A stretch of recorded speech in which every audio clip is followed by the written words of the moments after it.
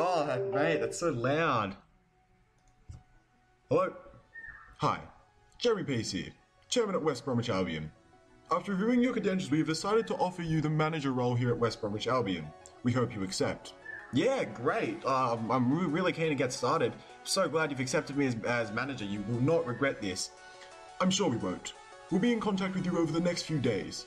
In the meantime, get to know the players, and we hope you enjoy your time here at West Bromwich Albion. Hi, this is me, Cameron Mitchell-Langerak, new manager of West Bromwich Albion and former manager of Cronulla Seagulls. After successfully guiding the Seagulls to 6th place in their new division, West Bromwich Albion offered me the manager role there. It's a new chapter in the life of Cameron Mitchell-Langerak, but let's see how he goes in this FIFA 15 journey.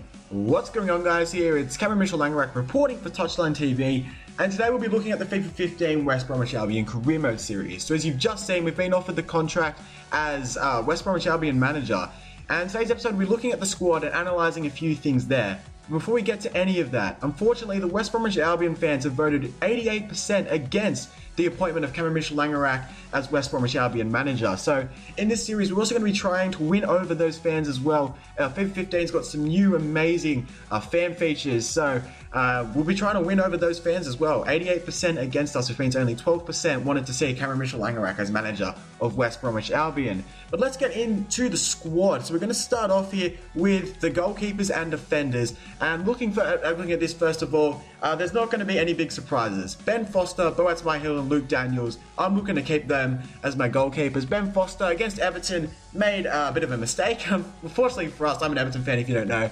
Kevin Rallers took a shot and Foster kind of messed it up. But to be fair to him, he made some good saves to recover after that.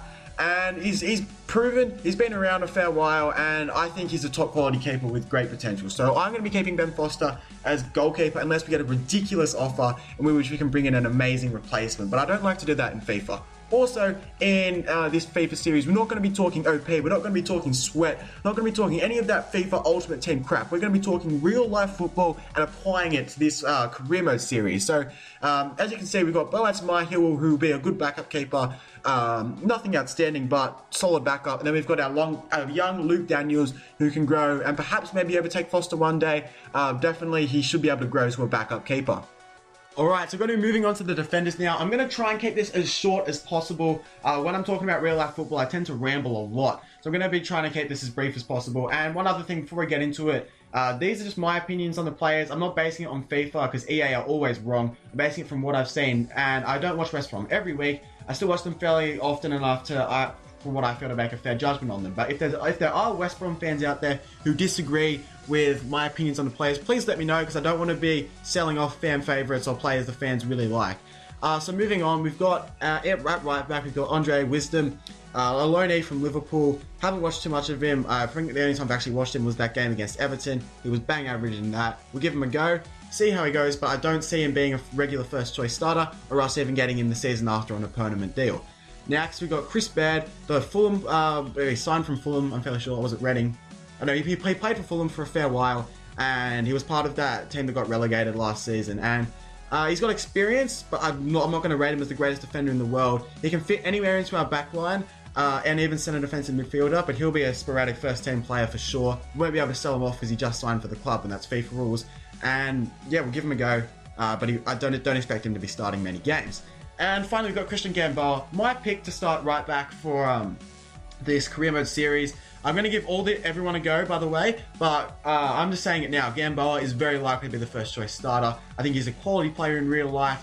Unfortunately, he's missed the start of the season through injury. But in FIFA, there's no injuries or compared to real. There are injuries, but the real life injuries aren't carried on through FIFA. That's what I meant.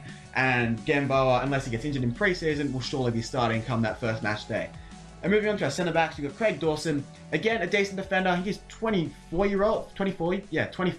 So he's the youngest out of those list of centre-backs there. And again, he's decent. I think FIFA will rate him as like a 70, something like that. Something a bit low. I think he's a bit better than that, and we'll give him a go. Let's see how he plays. But we've got a fair few centre-backs as well.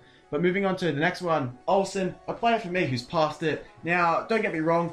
He reads the game pretty well, actually. I was quite impressed with what I've seen from him as far as his reading the game goes, but he makes mistakes, and he's not the greatest tackler in the world. His mind knows what's going on, but unfortunately he's getting past it, and his technique can't back that up. But moving on, and he's vice captain as well, Olsen. So we'll see what we do about that, because he might not be starting every game, and we want our captains and vice captains to be regular first team starters. Moving on to the next one, Julian Lescott, former Everton player.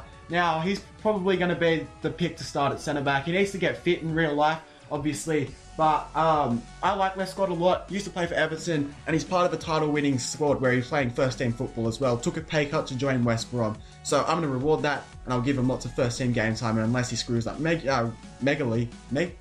I'm not talking English anymore. But unless he really screws up, he will be playing first-team regularly. And then we got Gareth McCauley, kind of an old fella, just to kind of play backup whenever. Don't have much of an opinion on him. Moving on to the left backs, we got two guys. One of them I know a lot about because he's a Socceroo, Jason Davidson. It was really, besides the Spain game, I thought he was excellent against Chile. He brings a good presence going forward, and he's a decent defender. That'll need work, but I feel as he gets older, that will develop, and he'll become actually a really solid left back. But then we got Sebastian Pocognoli, I think that's how you say it. Now, he's quality as well. I was watching him against Everton, and he blew me away. In my opinion, West Brom's best defender on that day. Kind of just shut up Aidan McGeady, who'd been in fantastic form. And I think he's a quality player, and I'll definitely reward him with first-team game time. Now, I'm torn as to who will start between Davidson and Pocognoli. I'm thinking Pocognoli, but there's two quality left-backs there. And I'll be looking forward to using them a lot. Moving on to the midfielders. Now, the defenders section just took 4 minutes, and this could be a really long video. I didn't get through half the stuff I actually planned on saying about the defenders just because of time constrictions, because I don't want this to be like a 25-minute video. But yeah, I'm kind of rushing through it, so I'm actually not being able to say as much as I want about the players. But hopefully I can get the important stuff down. And yeah, moving on to the midfielders. At right mids, we've got Berahino. Now, this guy is quality, can play striker as well, obviously. But I think I'll start with him at the wing, and we'll see how he goes. Maybe move him up later on. I think Berahino is a quality player, and I think he's been West Brom's best player throughout this part of the season. I thought, even though he didn't score against Everton on the weekend, he was fantastic. Created a real presence for himself, and if Brown O'Day had been in good form, Berahino could have bagged himself a goal or an assist playing off Brown O'Day. Moving on, we got Graham Dorrans. Quite often with players like this on FIFA, they rate them like 73, whatever he's rated, and they're actually a quality player in real life who FIFA have just kind of given the cold shoulder to. Graham Dorrans is not one of those. I don't rate him at all. Doesn't offer too much creativity. He might be a decent player. I don't really rate him that much in real life though, and I thought he was bang average against Everton on the weekend. Now moving on to our centre mids, we got the big surprise here, Chris Brunt. Yeah, he's a left mid, I know, but he's captain.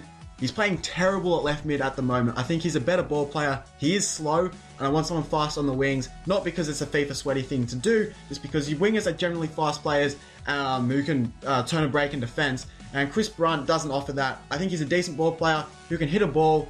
I thought his set plays were amazing until I watched him against Everton.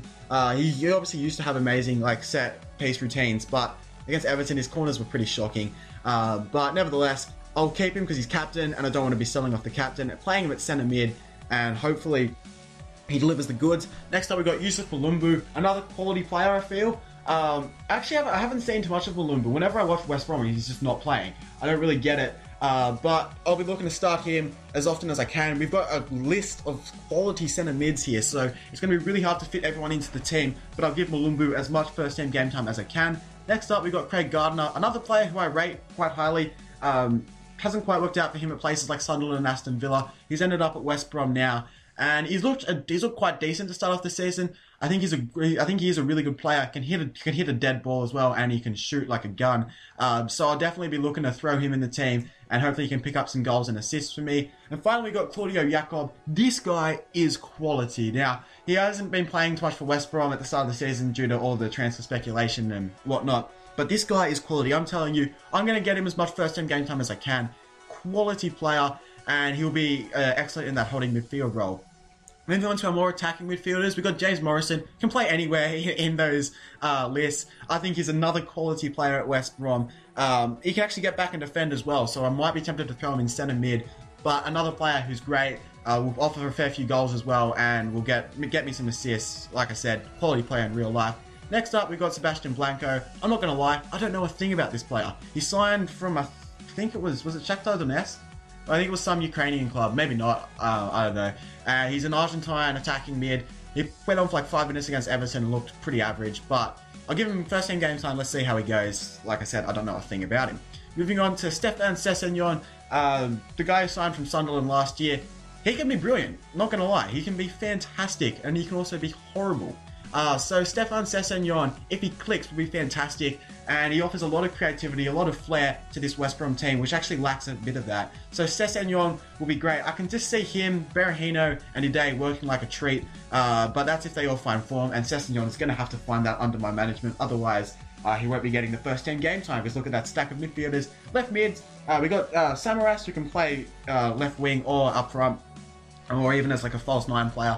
I think Samaras he can be brilliant. He can also be bang average as well. Got the winning penalty against Ivory Coast, which I wasn't happy about because I was going for Ivory Coast. But nevertheless, he is a good player. At his best, he can be amazing, and hopefully he'll deliver some amazing things for West Bromwich Albion. And lastly, we've got Varela, the loanee from, I think is it Porto? I don't know. I think it's a Portuguese club. He's a Portuguese player, and he will offer some flair to the team and hopefully provide some extra goals and assists. Maybe he can link up with Sessegnon as well, provide a lot of attacking flair, and then we've got players like Mulumbu and Claudio Jacob holding the midfield at the back. Moving on to our attackers, and this is where the squad needs a lot of work. First off, we've got Brown Uday, the £10 million man. Now, in the first 4 games of the season, I haven't seen him do that much. He's been pretty average to me, especially against Everton. Really didn't look like he was a striker who was going to score. Berahino looked like the much better striker in that game. But, Alan Irvine paid $10 million for him, and we're taking over that role now, I guess. So Alan Irvine never really existed, if you think of it. So Cameron Mitchell-Langerak technically paid $10 million for him, and we are going to have to reward the fans for that $10 million which we spent, and hopefully he's going to have to pay that money off with goals. Hopefully he offers a lot of goals in a team that lacks target man. Moving on to our second player, we've got Victor Anichebe. Now, former Everton man, holds the ball up like a tank, unfortunately turns like one as well, and yeah, he's not going to offer too many goals, let's be honest. Victor Anichebe, I love Anichebe, by the way. I loved him for Everton, but he's not going to offer too many goals. He's not a target man, although he's huge, he's not a target man. He holds the ball up, plays the Emil Heskey role, and the other strikers and midfielders will be playing off him. So if we're playing the 4-2-3-1 formation, which is what I'm thinking, Anichebe will be playing up front when Uday's not striking, when Uday's not starting, Anichebe will be playing up front by himself and holding the ball up for people like Sessegnon to make the runs off him and hopefully get the goals themselves. But yeah, we're going to need to add another striker to that. I feel if something happens to Uday, I don't want Anichebe as our only striker. We do have Samaras and Berahino who can play up front as well, but to be honest, I want a bit more than that, so I will be going out for a target man in the transfer window. Moving on to the announcement of the captain under the management of Cameron Mitchell-Langerak, and it will still be Chris Brunt because we haven't won the approval of the fans yet, and changing the club captain will be a bit of a foolish move, and it'll get them on my back even more than what they are already. So moving on, we've got Chris Brunt as captain, as I mentioned before. Still captain. He's been captain since 2011 and he has experience for the club. Over 230 appearances for West Brom. It's quite impressive. I do admire loyalty these days, although I'm not sure how many other clubs want him at the moment. He's been pretty average to start off the season. Moving on, I'm playing him in centre mid, as I said before. That's where I see him as in real life and on FIFA as what his best position would be. And in centre mid, he'll be able to command the park, Roy Keane style. Roy Keane's probably the captain I admire most of all time. He was amazing. And hopefully he can be like a manager on the field, like a second manager almost. I know Chris Brunt might not be the most vocal captain, but in centre mid, I expect to see him ramping up the players on the field, telling everyone where they should be, and being captain fantastic. And lastly, this last little factor here may seem irrelevant, but he's a composed penalty taker. Now, like I said before, you might be thinking, what does that have to do with captaincy? It doesn't really, but I always admire captains who take penalties. It shows they've got balls, it shows they can step up and not shy away from the big moments and not just tell everyone what to do, but they can actually follow up and do it themselves. Taking a penalty always takes balls, and Chris Brunt has that. That's a bit weird, but yeah, Chris Brunt will take the game by the scruff of the neck, hopefully, and with that composed penalty taker, it shows he's that type of person who will do the business himself and not just pass it off to one of the other players. Nevertheless, this has been Cameron Mitchell-Langerak reporting for Touchline TV. Next episode, stay around. We're doing transfer rumours, who we're going for, and we'll announce the vice captain of the club, who will have a fairly big role to play, as you'll see throughout the entire series. This has been Cameron Mitchell, like I said before, reporting for Touchline TV. I'm out.